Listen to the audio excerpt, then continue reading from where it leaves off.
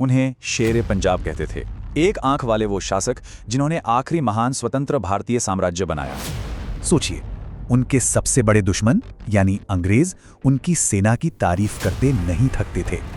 तो सवाल यह है कि कैसे उन्होंने इतने बिखरे हुए माहौल में एक इतना मजबूत साम्राज्य खड़ा कर दिया। उस समय पंजाब मिसल कहे जाने वाले कई सिख गुटों में बटा हुआ था। तब सिर्फ 12 साल की उम्र में वो सरदार बने। उन्होंने इन आपसी झगड़ों को खत्म किया और लाहौर को राजधानी बनाकर एक सिख साम्राज्य की नींव रखी। अब जैसे जैसे उनकी ताकत बढ़ी, अंग्रेजों की नजर उन पे पड़ी, पर उन्होंने लड़ाई की जगह कूटनीति को चुना। तो अमृतसर की संधि ने सतलुज नदी को सीमा मान लिया।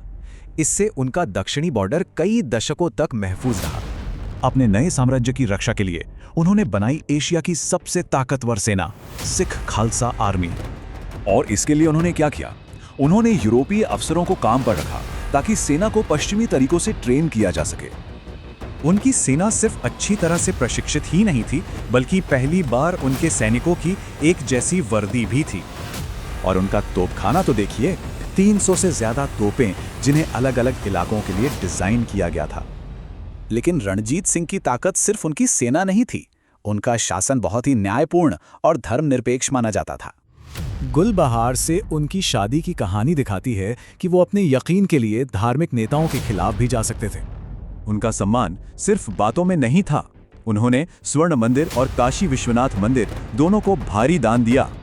उनकी कुशल टैक्स प्रणाली की वजह से उनका साम्राज्य बहुत अमीर था। सोचिए, उस जमाने में 3 करोड़ की सालाना आय। नतीजा, 40 साल तक खैबर दर्रे से लेकर लद्दाख तक उनका साम्राज्य हर हमलावर को रोकने में कामयाब रहा। पर 1839 में उनकी मौत के बाद सब बिखरने लगा। साम्राज्य अंदरूनी झगड़ों की वजह से कमजोर पड़ने लगा।